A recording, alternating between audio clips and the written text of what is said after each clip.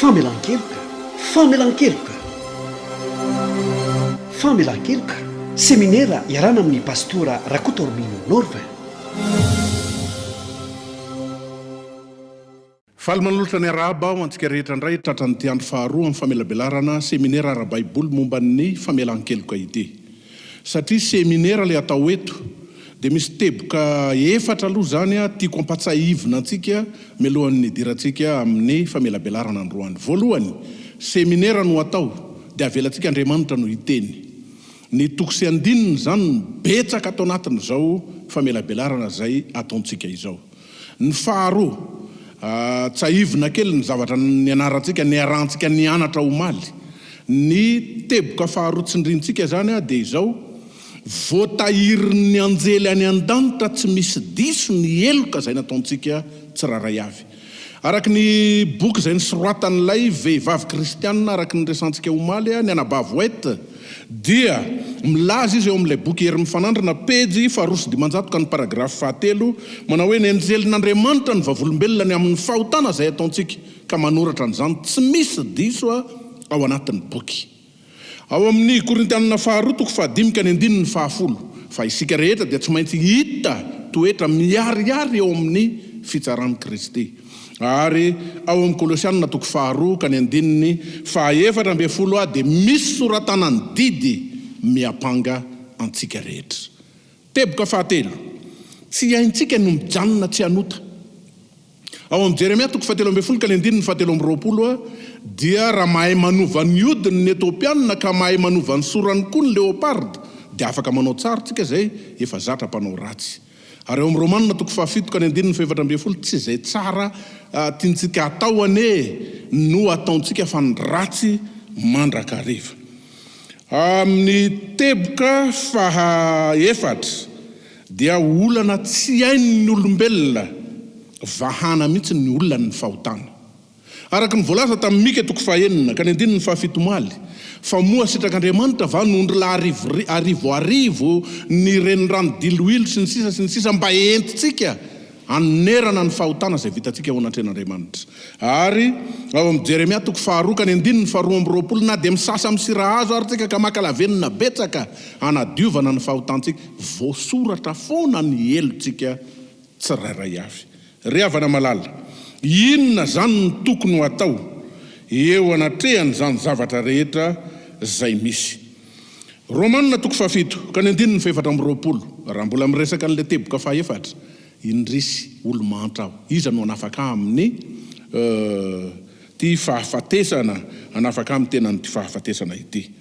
Ary ny Apokalipsy toko 5 ka ny 14, ary ny tomany mafy satria tsy misy hita mendrika hanokatra an'ilay boky, io le nitehirizina an'ilay plainte zay nataon'ny anjely, tsy misy mendrika ny hanokatra an'izany isika tsiraray avy, na afaka mahajery azy.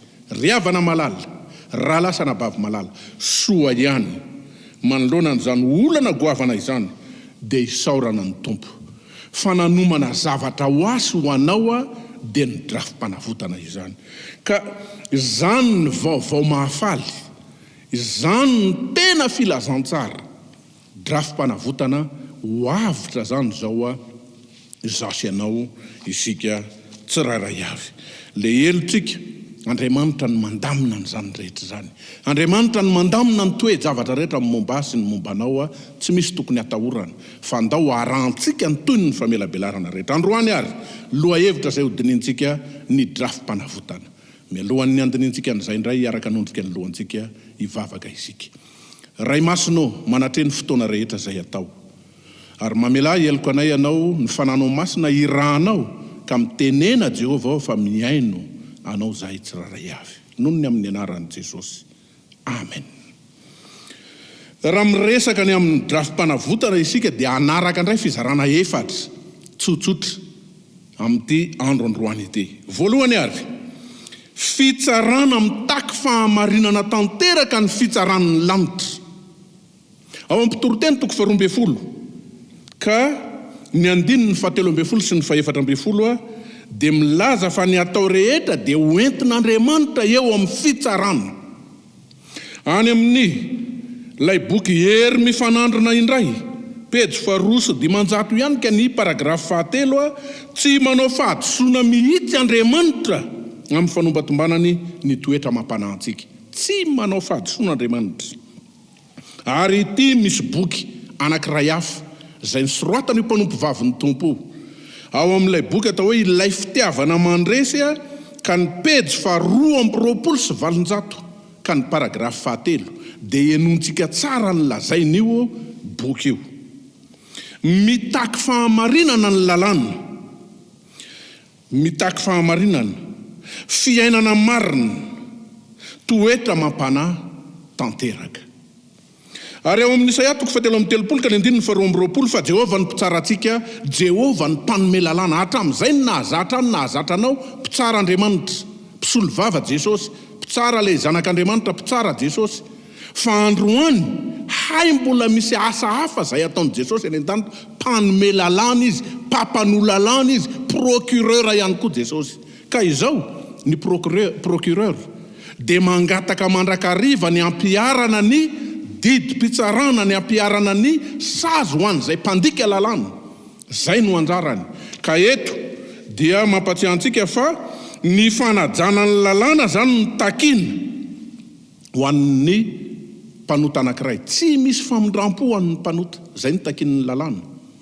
Ary tsy rariny raha ohatra ka misy olona mpanota anankiray dia avela fotsiny ho afamaina amin'izay eloko nataony. Ohatra misy olona namaky trano dia nangalariny vola be tao an-trano dia mbola nitifiriny koa ny raim-pianakaviany, tratra zany olona zany entina any amin'ny fitsarana dia hozy izy ny mpitsara hoe afaka madiodio ianao. Fitsarana tsy rariny zany fitsarana zany, ary mpitsara tsy marina. Ka izao ny olona zay mamela ho afamaina ny mpandika lalàna dia tsy rariny zany. Na eo amin'ny fiainantsika amin'ny maha-olombelona antsika, tsy rariny koa zany any an-danitra. Ary tsy manaiky an'izany le mpanome ny lalàna, pampanohy lalàna.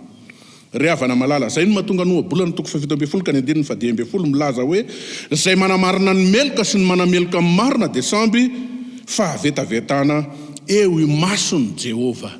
Ry havana malala, hitatsika zany fa tsy zavatra mandeha ho azy zany atao hoe Andriamanitra mamela heloko zany. Fizarana faharoa, ny azo fijaliana ny fototry ny ahazahoantsika famelan-keloka. Ny azo fijalian'i Kristy. Hebreo 7 ka ny 2:20.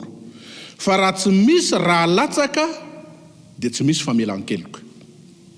Ao amin'ny Jaona 2 ka ny 2:2, raha misy manota dia izy no avitra ho amin'izany fahotantsika izany. Efesianina 1 ka ny 7, fa izy no nanantsika fanavotana ny amin'ny rany dia ny famelana ny helontsika. Noho ny azo fijaliana zany dia voahaja eto ny fitakiany ny lalàna, kanefa azon'Andriamanitra tao koa ny mamela ny heloko ny olona anankiray, satria efa voaonitry Kristy ny sazy zay tokony ampiarina amintsika, efa nombona tamin'ny azo fijaliana Jesosy. Ry havanao, zay no natonga ny mpanao salamo nanoratra ao amin'ny salamo 5:20 ka ny 10:10, miaona ny famindram-po, io le famindram-po io le famelan-keloka sy ny fahamarinana, fampiarana ny lalàna ny fahamarinana, ary mifanoroka ny rariny, fampiaran-dalàna ny rariny, tsy rariny raha tsy ampiarina ny lalàna sy ny fihavanana dia io koa le famelan-keloka. Zay zany ny tapany voalohany eo amin'ny fototry ny drafim-panavotana zay erantsika manatanteraka, erantsika manao, erantsika manaraka. Inona kosa ary ny tapany faharoa? Ny tapany faharoa dia ny amin'ny asa zay ataon'i Jesosy Kristy any an-danitra. Mizara anankiroa izy io. Ny voalohany dia maniraka ny fanahy masina amin'ny alalan'ny ray ny asa zay ataon'i Jesosy any, mba hahatonga antsika ho voaova, mba hanova antsika tsirairay avy. Zava-dehibe ao anatin'ny drafim-panavotana zany ny fiasan'ny fanahy masina eo amin'ny fanovana ny mpanota anankiray. Io zany le atao hoe fibebahana, io le atao hoe famelan-keloka. Hojerentsika misimisy kokoa amin'ny fotoana manaraka. Fa ao amin'ny Jaona 4:20 ka ny 9:20, ary zaho angataka amin'ny ray, ary izy hanome anareo mpananatra. Asa amin'ny fanahy masina irano Jesosy zany ny mananatra antsika tsy ho say manota intsony. Any amin'ny Jaona 4:20 ka ny 9:17, mahatsara anareo ny fialako fa raha tsy hiala dia tsy ho avy aty aminareo ny mpananatra fa raha andeha dia irako aty aminareo izy. Zany hoe rehefa voalohan'i Jesosy teo amin'ny hazo fijaliana zany ny onitra rehetra ny amin'ny fandikanany lalàna izay nataontsika, dia niakatra nakany an-danitra izy dia naniraka ny fanahy masina mba hidina aty amintsika, mba hiasa aty amintsika, mba hanova atsika, hampibebaka atsika, satria tsy azo avela heloka ny olona anankiray ratsy mibebaka izy. Ny fanahy masina zany no mampibebaka atsika ka andao angatahana tsy tapaka angatahana isan'andro ny fanahy masin'Andriamanitra mba ho ao amintsika. Zay nge no natonga an Jesosy ny teny eo amin'ny Luka 5:1-7 hoe tsy avy antsony marinao fa ny mpanota mba ho bebaka. Faharoa amin'ilay hoe asa ataon'i Jesosy any an-danitra, sady afaka mifona mandahatra misolo vava, zany ny zavatra ataon'i Jesosy any an-danitra. Ndao vakintsika ny Jaona 2:2-2, raha misy manota dia manana solo vava ao amin'ny ray isika, dia Jesosy Kristy lay marina. Romanina 5:4-7, mitoetra eo an-tananakavanan'Andriamanitra Jesosy, ary inona ny ataony? Mifona ho asy ianao, mifona ho antsika. Hebreo 7:15-20, koa amin'izany dia mahavonto tokoa izay manatona an'Andriamanitra amin'ny alalany izy, satria velona mandrakizay mba hanao fifonana ho azy. Maniraka amin'ny fanahy masin'Andriamanitra Jesosy Kristy mba hahatonga atsika hibebaka, ary zay no asa ataontsika ty ambonin'ny tany, fa miara-miasa amintsika Jesosy Kristy manamboatra atsika, misolo vava antsika, mifona ho antsika eo anatrehan'ny fitsarana famotim-pitorana.